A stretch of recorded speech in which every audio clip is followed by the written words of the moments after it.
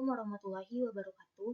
Halo teman-teman semua, perkenalkan saya Jessi Eprina Putri dengan NIM 63030210075 dari program studi akuntansi syariah kelas 4B. Pada kesempatan kali ini saya akan membahas tentang just in time dan penerapan just in time di perusahaan. Teman-teman udah pada tahu belum nih apa itu just in time? Kalau belum tahu bisa disimak ya penjelasan berikut ini.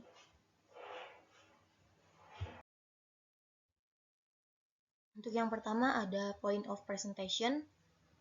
Di sini saya akan menjelaskan tentang definisi just in time, kemudian ada sejarah just in time, ada manfaat just in time, dan penerapan just in time pada divisi logistik PT Toyota Motor Manufacturing Indonesia atau TMMIN.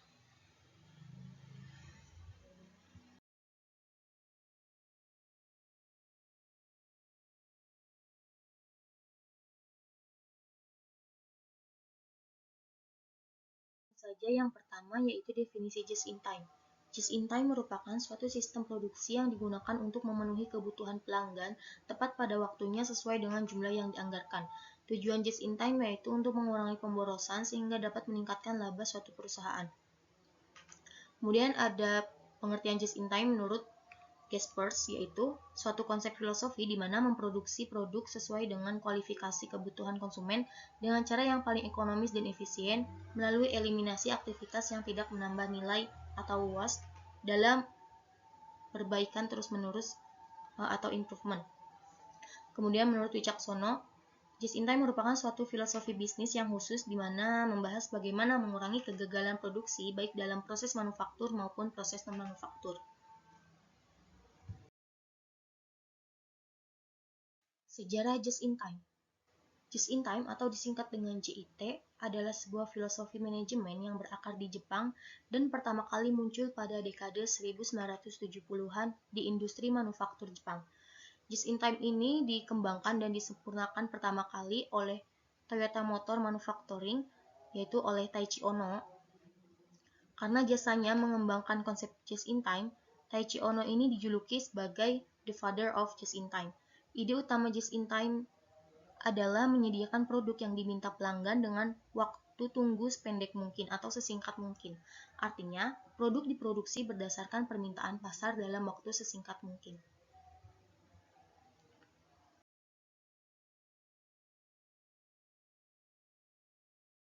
Selanjutnya ada manfaat just in time.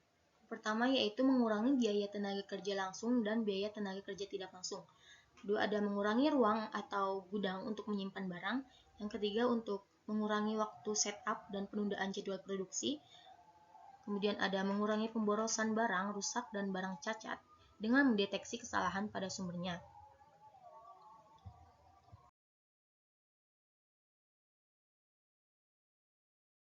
Yaitu dapat mengurangi lead time karena ukuran lot yang kecil sehingga sel produksi lebih dapat memberikan feedback terhadap masalah kualitas.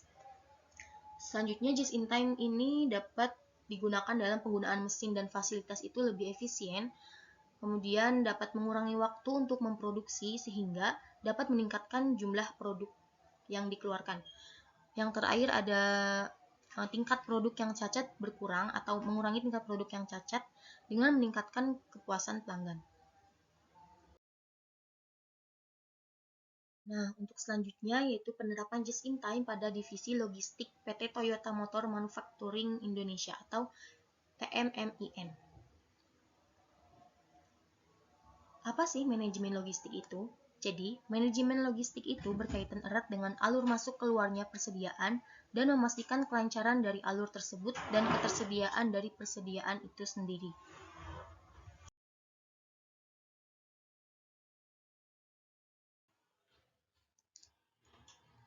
Terdapat 5 prinsip dalam pelaksanaan JIT. Yang pertama, prinsip penyederhanaan atau simplification. Yang kedua, prinsip kerapihan dan keteraturan atau cleanliness dan orderliness. Ketiga, prinsip kejelasan atau visibility. Keempat, waktu siklus atau cycle time. Dan yang terakhir ada prinsip kecerdasan atau agility.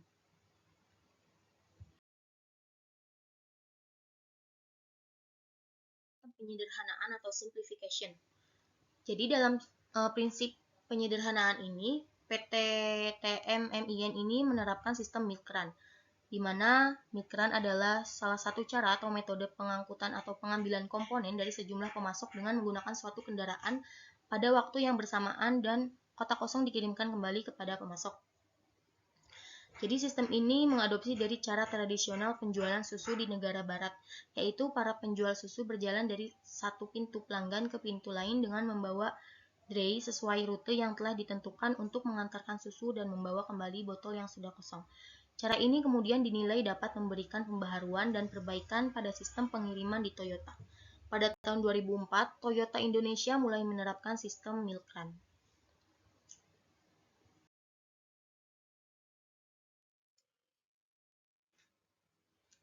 Untuk prinsip yang kedua yaitu prinsip kerapihan dan keteraturan atau cleanliness and orderliness.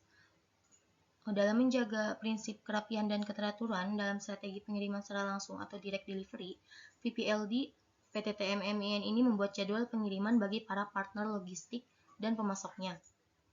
Sehingga ini dapat memudahkan PT TMMIN dalam mengontrol, mengawasi, dan mengevaluasi jalannya pengiriman material. Setiap pemasok dan partner logistik yang tergolong dalam direct delivery akan diberikan cycle issue dan pick up time delivery confirmation yang berisi rute plan PT TMMIN, cycle issue, jam kedatangan di PT TMMIN, jam keberangkatan dari PT TMMIN, lokasi penurunan komponen atau DAK, dan nama partner logistik yang digunakan pemasok.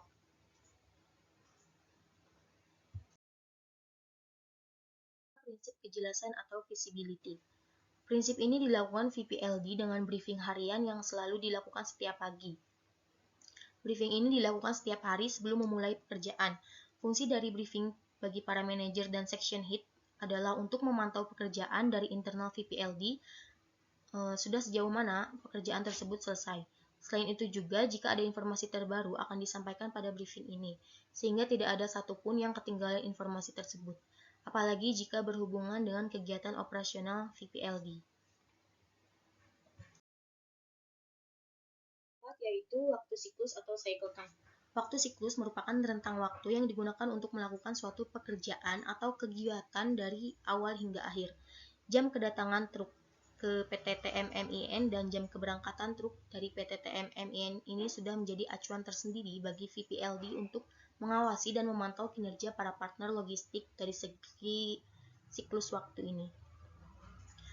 VPLD PT TMMIN ini tidak menetapkan rentang waktu yang pasti dalam proses unloading. Namun, menurut hasil wawancara, perkiraan waktu bersih yang dibutuhkan kurang lebih 30 menit. Lama waktu proses unloading tergantung dengan material atau komponen yang dibawanya. Laporan ini akan menjadi bahan evaluasi untuk menemukan letak kesalahan dan hambatan. Setiap harinya VPLD akan membuat summary monitoring yang berisi laporan setiap rute beserta partner logistiknya dan evaluasi pelaksanaannya.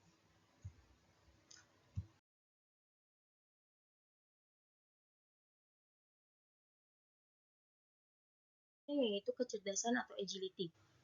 Jadi sebuah perusahaan ini bisa dikatakan sebagai agile manufacturer apabila yang pertama melakukan observe atau melakukan observasi terus-menerus. Yang kedua ada orient atau berorientasi. Kemudian yang ketiga ada decide atau pemilihan tindakan yang perlu diambil oleh perusahaan. Dan yang terakhir ada act atau pelaksanaan tindakan yang telah dipilih.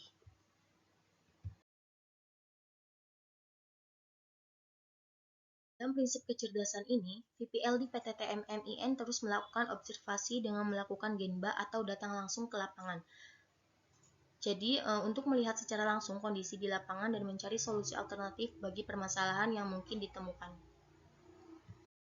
PT TMMIN ini juga melakukan prinsip pengurangan variasi dan prinsip pengukuran. Untuk yang pertama yaitu prinsip pengurangan variasi. Untuk prinsip pengurangan variasi atau variation reduction, VPLD PT TMMIN ini tidak mengambil risiko untuk mengurangi atau menurunkan standar pengamanan material dalam proses pengiriman, meskipun memerlukan biaya tambahan. Hal ini dilakukan karena material ini bersifat rentan untuk rusak atau jatuh. Kemudian yang kedua yaitu prinsip pengukuran atau measurement. Prinsip pengukuran divisi logistik PT TMMIN ini mengaplikasikannya dengan membuat Key Performance Indicator atau KPI yang berisi penilaian dan evaluasi dari performa setiap partner logistik. Saja yang dapat saya sampaikan. Semoga penjelasan yang saya sampaikan tadi bisa dipahami oleh teman-teman semua. Terima kasih dan mohon maaf apabila terdapat salah kata. Wassalamualaikum warahmatullahi wabarakatuh.